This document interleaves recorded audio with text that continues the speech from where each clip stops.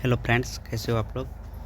आज प्रमुख विषय एवं उनके लेखक, जो किसी भी विषय का उसके लेखक होता है, कौन होता है।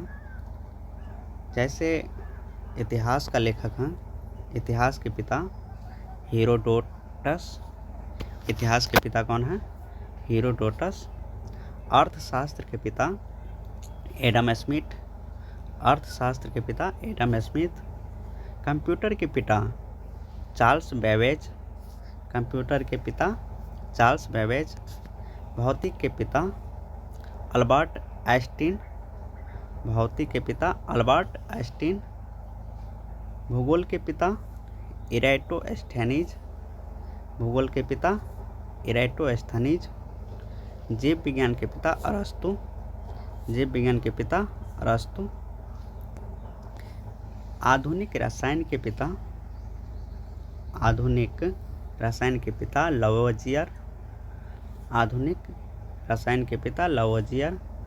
जंतु विज्ञान के पिता अरस्तु। जंतु विज्ञान के पिता अरस्तु। यहाँ पे जंतु विज्ञान के पिता और जीव विज्ञान के पिता दोनों का अरस्तु है। वनस्पति विज्ञान के पिता थियोफास्टर। वनस्पति विज्ञान के पिता थियोफास्टर। हिंदी साहित्य के पिता भारतेंदु हरिश्चंद्र। हिंदी साहित्य के पिता भारतेंदु हरिश्चंद्र। इंग्लिश के पिता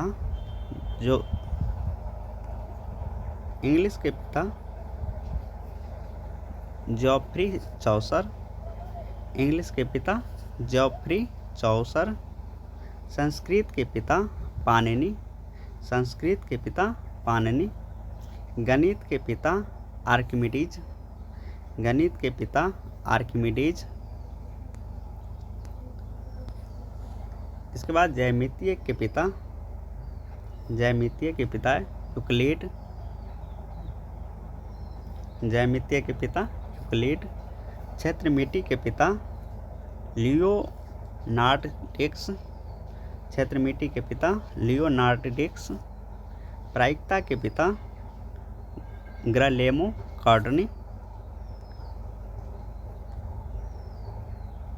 प्रायिकता के पिता ग्रालेमो कार्डने। सांख्यिकी के पिता रोनाल्डो फिशर। सांख्यिकी के पिता रोनाल्डो फिशर।